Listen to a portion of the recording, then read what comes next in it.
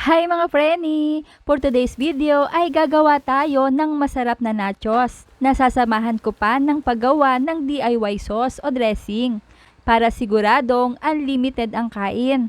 At pwede rin sa mga bata at nakatatanda. And I'm Fanny from Fanny's Cookery. Sa pinainit na kawali ay maglagay ng a bit of cooking oil.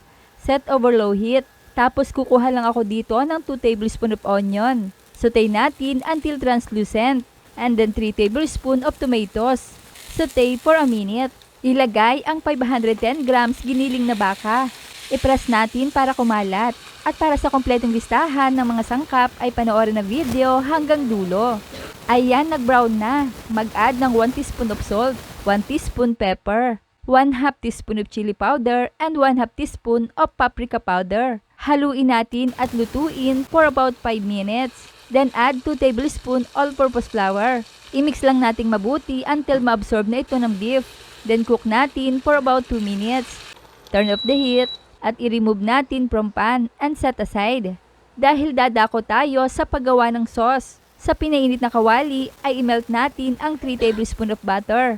At kapag nagbubbles na ay ilalagay na natin ang 3 tablespoon of all-purpose flour o harina. I-mix lang natin to dissolve. Lagyan ng salt, pepper, and chili powder. Taste accordingly. Kasi mga preni, iba-iba naman ang taste level natin. Then ibuhos natin ang 410 ml evaporated milk o evaporada. Gradually add lang ang paglalagay mga preni habang hinahalo ng tuloy-tuloy. To make sure na walang namumuong harina. Then i-mix well natin until smooth. Then add 1 tablespoon of cheese powder. I-mix lang nating mabuti until well combined. At para mas creamy, mag-add tayo dito ng 1/2 bar grated cheese o kalahati ng regular size ng cheese. Haluin at lutuin natin hanggang sa lumapot. Ay grabe, napakabango mga preni. At alam nyo ba na pwede namang instant cheese na lang ang gamitin? Pero kasi, mas recommendable ko ito dahil masarap talaga itong sausawan ng mga chips. At unlimited pa ha. Ayan, ready na ang ating mga sangkap. I-assemble na natin. I-combine lang natin itong tatlong sangkap. Cucumber, tomatoes, and onions. At ang ating nacho chips na ito naman ay 180 grams ang bigat. Nasa 60 pesos lang ang bili ko dito mga preni at marami na itong laman.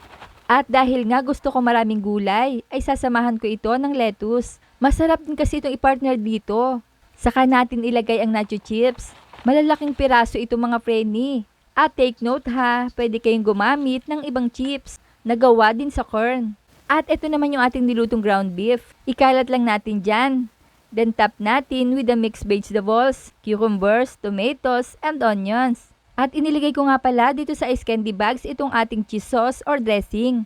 Then itap lang natin sa ibabaw. Sobrang dami nito mga preni. At lalagyan ko rin ito ng mayonnaise. This is optional. Pwedeng-pwede naman nawala na to. Dahil yung cheese sauce natin ay sapat na. Yan, inuulit ko lang yung process para na mas marami akong mailagay dito sa tray. Promise mga preni, sa reseping ito ay marami kang magagawa. At sulit na sulit kapag sariling gawa. Kasi minsan mahirap din naman itong hanapin kung bibili ka sa labas. Kaya naman, pwedeng-pwede na natin itong gawin sa bahay. May grated cheese din akong inilagay. Ayan no, sagana tayo sa sauce. At pwede rin itong gawing business ha. At kung nakabot kayo sa punto ng bidyong ito ay mga taga naman kaya ang nakapanood ng video kong ito. Hello po sa inyo at maraming salamat. Kaya naman dinamihan ko na rin ang aking paglalagyan para siguradong ang kakain ay hindi mabibitin. At ito rin yung lagi kong ginagawa, ang pag-share. Nagluluto na ako dito sa bahay at the same time ay naibabahagi ko pa sa inyo ang idea ko kung paano ito ginagawa.